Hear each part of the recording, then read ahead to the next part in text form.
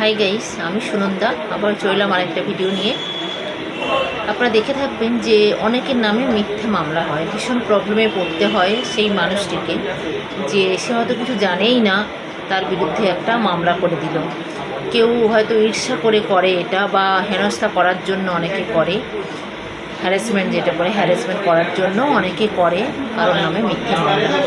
তার জন্য অনেকটাই আপনাকে প্রবলেম ফেস করতে হয় জেসি হয়, না হলে পিসি হয়। পিসি মিনস পুলিশ কাস্টাডি, আর জেসি মিনস জেল কাস্টাডি, এগুলো হতে পারে।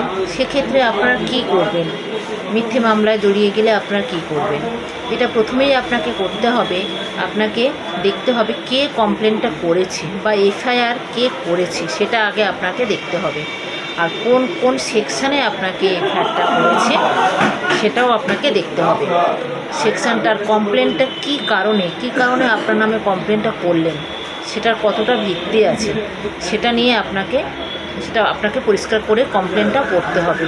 তারপরে আপনি পুলিশের সাথে কথা বলতে পারেন যে সত্যিই কী ঘটনা ঘটেছিল আপনার সাথে, যে কমপ্লেন করেছে তার সাথে আর আপনার সাথে কী ঘটনা ঘটেছিল।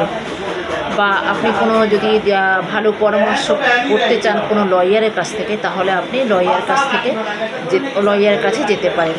এটা অবশ্যই আপনার করা প্রয়োজন, কেননা নানান রকম প্রবলেম ফেস করতেই হয় নানান রকম এরকম যে মিথ্যে মামলার ক্ষেত্রে।